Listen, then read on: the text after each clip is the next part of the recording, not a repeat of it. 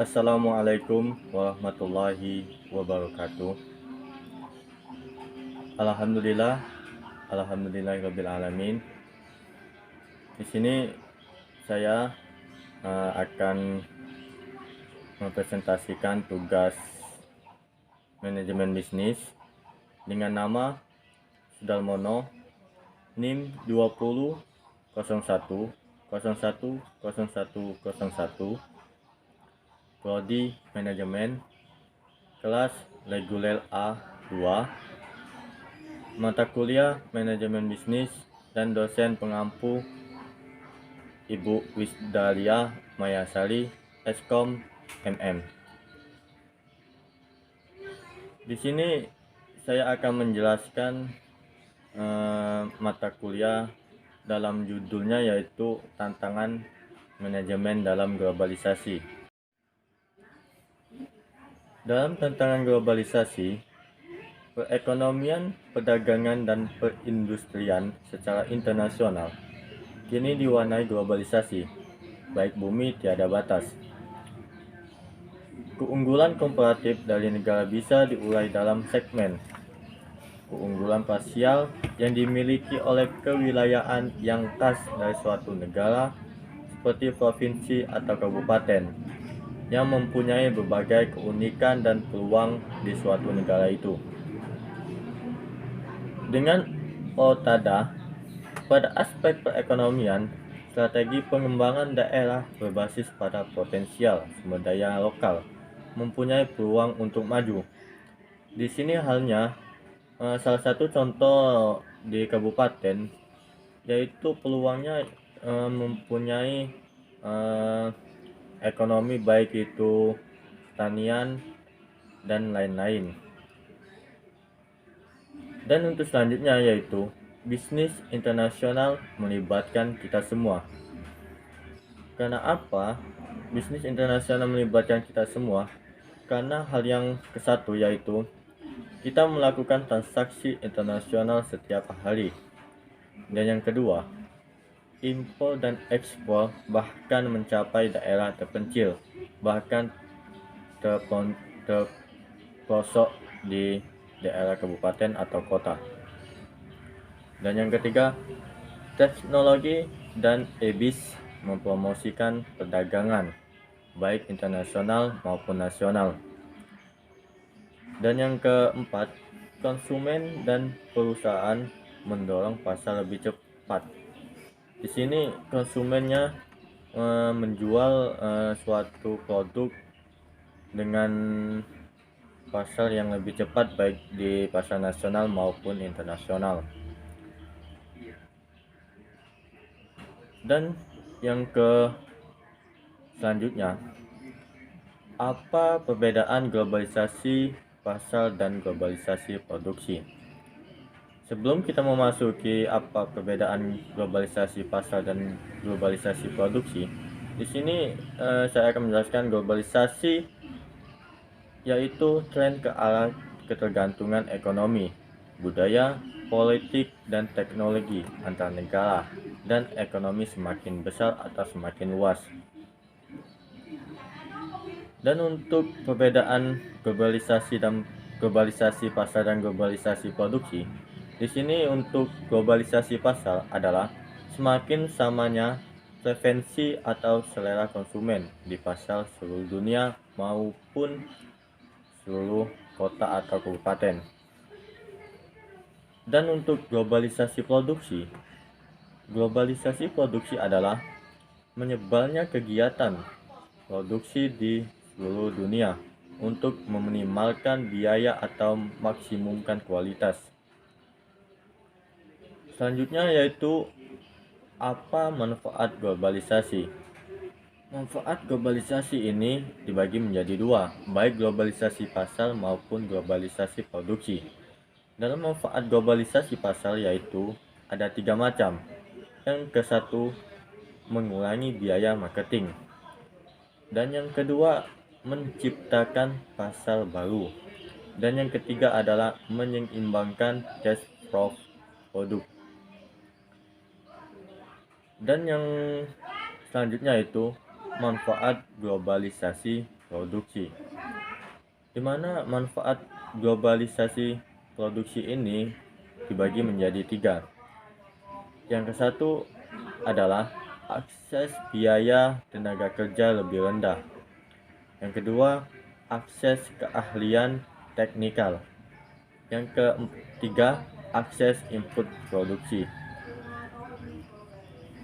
Dan untuk yang selanjutnya, di mana globalisasi ini mempunyai tantangan terhadap bisnis perusahaan yang harus diamankan. Dalam tantangan terhadap bisnis dalam perusahaan yang harus diamankan, di sini dibagi menjadi tiga.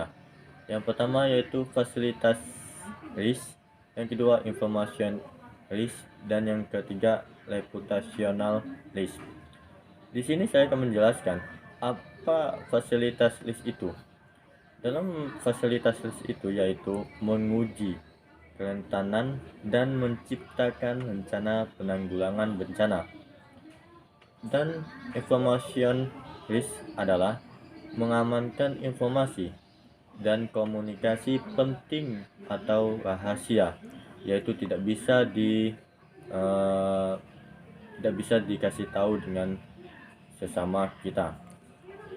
Dan yang ketiga itu reputational risk, di mana reputational risk yaitu membutuhkan etika dan perilaku taat hukum untuk semua pegawai dan partner bisnis. Yaitu di sini maksud reputasionalis yaitu saling bekerjasama, baik semua pegawai maupun partner bisnis, yaitu untuk memajukan bisnisnya itu semakin berkembang dan semakin maju untuk depannya. Dan selanjutnya yaitu dalam globalisasi ini bisa diukur didasarkan 4 kategori. Dalam mengukur globalisasi ada 4. Yang pertama yaitu integrasi ekonomi, yang kedua kontrak personal, yang ketiga konektivitas teknologi, yang keempat perjanjian politik. Di sini saya akan menjelaskan apa integrasi ekonomi. Integrasi ekonomi yaitu perdagangan investasi asing, aliran modal, portofolio, dan pendapatan investasi. Dan yang kedua yaitu kontak pessoal, dimana kontak pessoal ini yaitu perjalanan internasional dan turis, lalu lintas telepon internasional, kiriman, dan transfer personal. Dan yang ketiga yaitu konektivitas teknologi, pengguna internet dan server yang aman. Dan yang keempat, perjanjian politik, di mana perjanjian politik yaitu keanggotaan di organisasi internasional dan transfer pemerintah. Dan apa pengaruh globalisasi pada pekerjaan dan upah?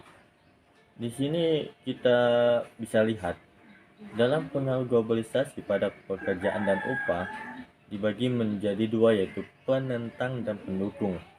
Di sini kalau kita lihat di penentang dibagi menjadi tiga, yaitu hal yang ke satu mengurangi pekerjaan di negara maju, dan yang kedua menurunkan upah di negara maju, dan yang ketiga eksploitasi pekerjaan di negara berkembang. Kalau yang di pengaruh globalisasi pada pekerjaan dan upah yang pendukung dibagi menjadi tiga. Yang ke satu ialah meningkatkan kekayaan dan efisiensi di mana-mana, menciptakan fleksibilitas pasar tenaga kerja di negara maju, dan yang ketiga yaitu memajukan ekonomi di negara berkembang. Terus selanjutnya ialah apa pengaruh globalisasi pada tenaga kerja dan lingkungan dan pasar. Di sini dibagi menjadi dua, yaitu penentang dan pendukung. Di sini kalau kita bisa lihat dalam penentang ini pengaruh globalisasi pada tenaga kerja, lingkungan dan pasar dibagi menjadi tiga, yaitu baik menentang globalisasi, merendahkan standar. Yang kedua, melemahnya proteksi lingkungan.